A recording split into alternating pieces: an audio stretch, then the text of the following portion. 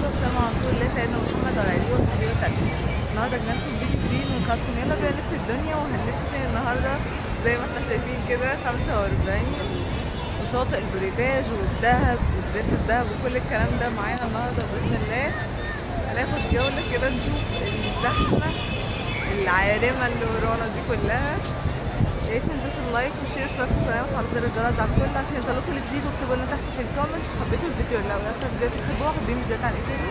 بس كده ويلا بينا نبدا الفيديو بتاعنا.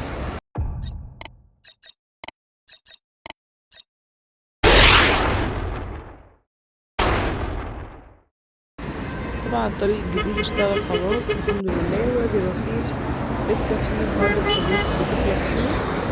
هنجيب برضه بإذن الله آخر التعديلات من أول الكورنيش من عند المنتزه، بحيث إن احنا نشوف الطريق بقى عامل ازاي وقد ايه. خلاص بإذن الله يعني تقريبا بقى خلص خالص، وحاليا الشغل بقى في الطريق اللي في النص اللي هو كان قديم، يعني اللي هو الطريق القديم بيبدأ بقى يتصلح دلوقتي ويتعمل برضه. عايزة اقول لكم ان في شواطئ كمان من اللي ما كانش لسه راكب عندها الدش وكماليات الشواطئ، يعني ركب عندها اللي هو خاص بالعصافرة والمنظرة. ده شاطئ العصافرة، الكثافة فيه مش عالية زي ما احنا شايفين. هنشوف بعد كده بقى الكثافة عاملة ازاي، حاجة فظيعة خالص. قدام بنك فيصل اهو على طول مباشرة، وأزي الرصيف وهو بيتعمل.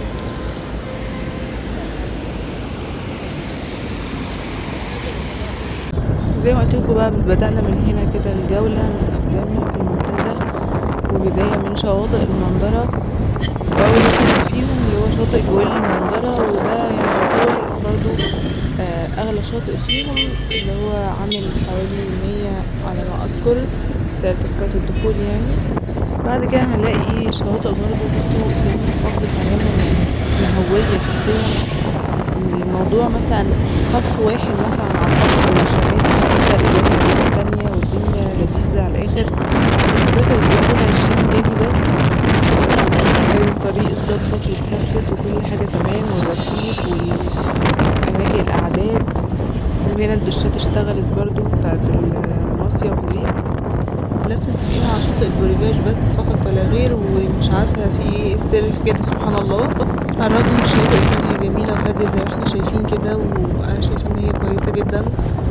مش عارفة هل هم حابين الزحمة وان هم يكونوا كده مع بعضهم في مكان واحد، ولا حابين البريفاج بالذات يعني.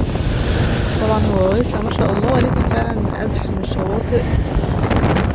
من وجهة نظري الإنسان يروح الشواطئ الهادية اللي مفيش فيها زحمية كتير، علشان الحاجات اللي بنسمعها عن الغرق والكلام ده كله، وفي ناس بتتوه من بعضها حرفيا والله حصل يعني. فنحاول نخلي بالنا ونحاول نشوف شواطئ مختلفة.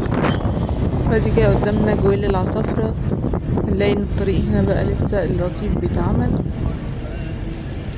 وهنكمل معاكم الحتة دي لحد البريفاج بإذن الله. حاجة بسيطة جدا ما بين العصافرة والبريفاج، ماشي يعني مش ركوب خالص.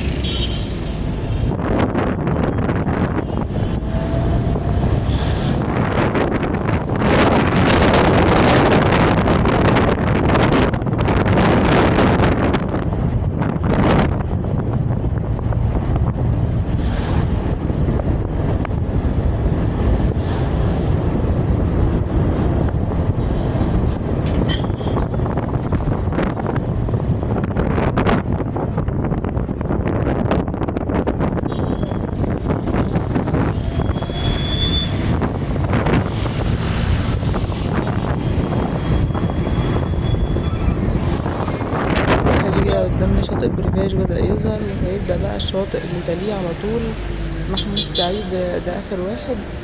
جزيرة الدهب تاني واحد. وطبعا تذكرة الدخول 25 جنيه.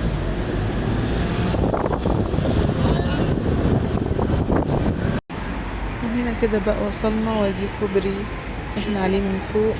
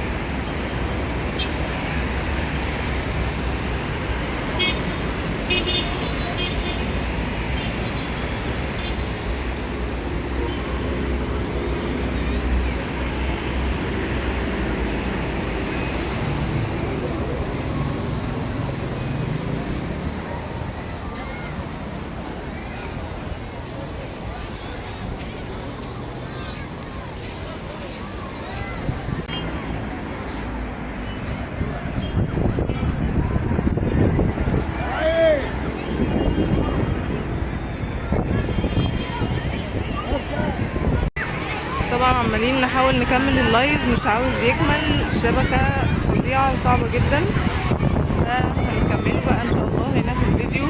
زي ما احنا شايفين الشماسي والناس ايه، بصوا كل ده كده يعتبر البوريفاج، ما هو جزيرة الدهب والبوريفاج ومحمود سعيد كلهم كده يعتبر بوريفاج، كلهم تحت يعني تبع الكوبري 45 ومنطقة 45، تذكرة الدخول 25. ولو نزلنا كده بقى تحت شوية يعني ناحية اتجاه المنظرة هنلاقي بقى في كذا شاطئ ورا بعض، وتذاكر الدخول عاملة 20 بس مش 25، واهدى كتير واخف من هنا. مش عارفة لو حد طلع من المية بيعرف الترابيزة بتاعته ازاي. طبعا الراية صفرا زي ما احنا كده شايفين على الشمال.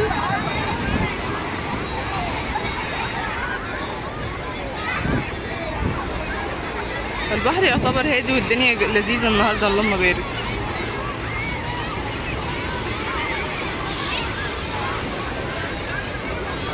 يعني الواحد بجد كان عاوز ينزل ياخد شمسية لولا المنظر، كل دي كمية ناس.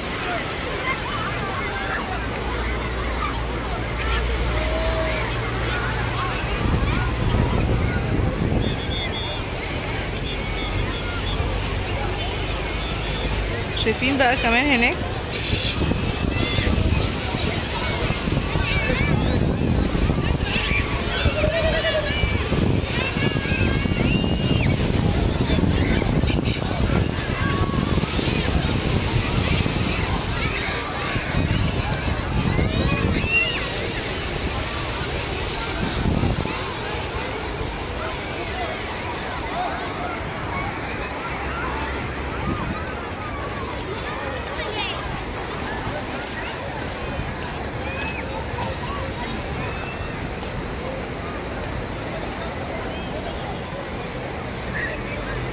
الشمس برضو قاسية جدا،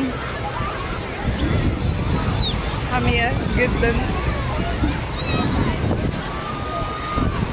طبعا الحاجات اللي هي البدلات دي في المية، في بدلة عادية وفي بدلة اللي هي ليها زحليقة من فوق.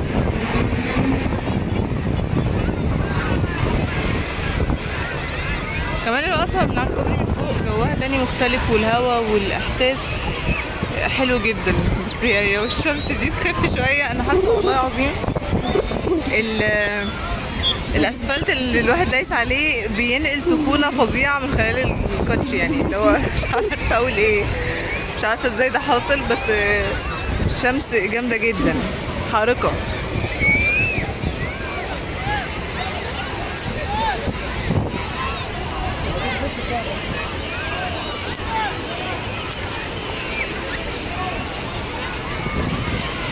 صوت بقى المصيف وصوت البحر وصوت الناس في البحر واللعب والصريخ والحاجات دي كلها برضو يعني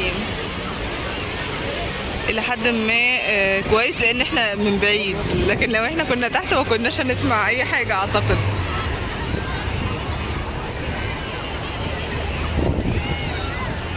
نكمل كده مشيان على الكوبري نشوف الدنيا قدام عاملة ازاي.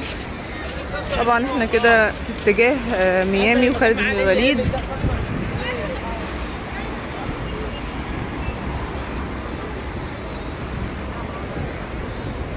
في ناس بتقف على الكوبري وبتكتفي بجمال المنظر.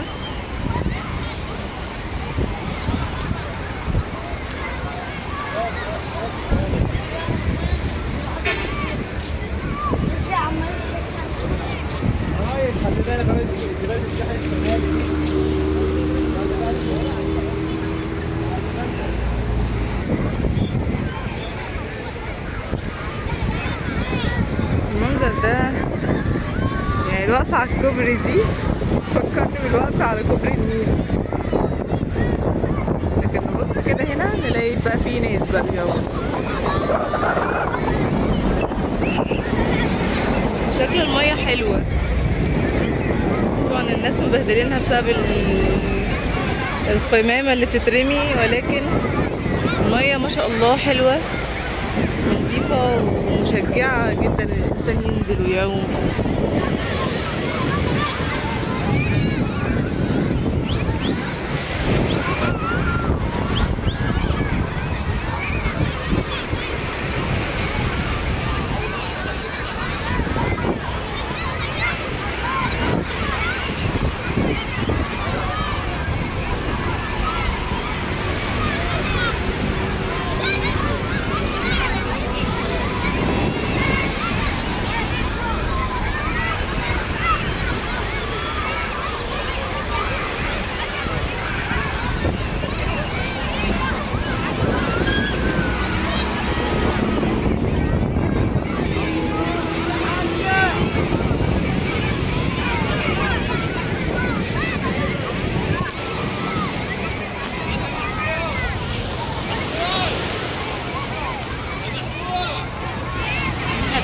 شماسي برضو هناك كده اهو.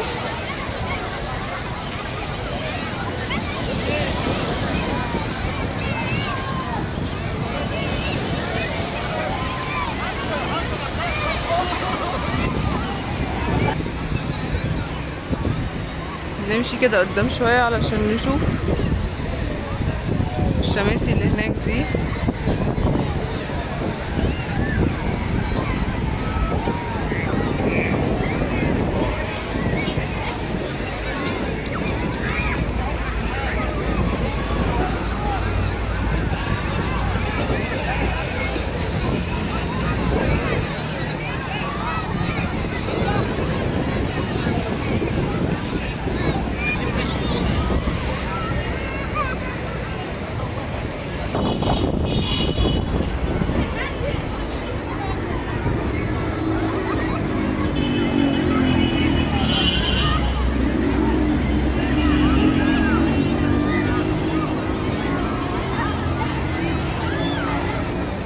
طبعا احنا جايين من هناك كده، وادي تكملة الشواطئ اهي. في تحت كمان حاجات للمشتروات. شايفين الشماسي الترابيزات لازم بعض الناس بقى أسرة مع بعضيهم بجد. يعني برضو مفيش خصوصية كده، الشماسي لازم بعض كده، مش عارفة. كل الناس بقى بتختلف عن التانية، يعني كل واحد ورأيه. انا بس اللي بستعجب منه ان شواطئ كتير، في شواطئ دلوقتي موجوده، يعني شواطئ العصافره والمنظره الرجل خف عليهم جامد، الناس مش بتنزل فيهم زي الشاطئ ده. لو الناس توزع نفسها شويه على الشواطئ ان شاء الله الدنيا مش هتكون في شاطئ واحد بالزحمه قوي دي، عشان ما يبقوش لازقين كده والدنيا تبقى واضحه، يعرفوا العيال يعوموا ويطلعوا لهم بسلامة ان شاء الله، يعرفوا يبقوا واخدين بالهم من الاولاد، كل الكلام ده. لكن الزحمة المبالغ فيها بيبقى ليها مشاكل كتير.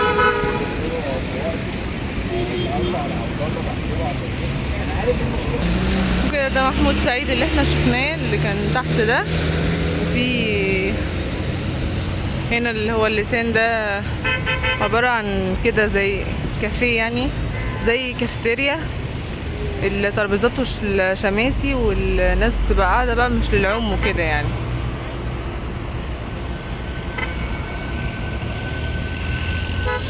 يعني هنا كمان الديسكات دي.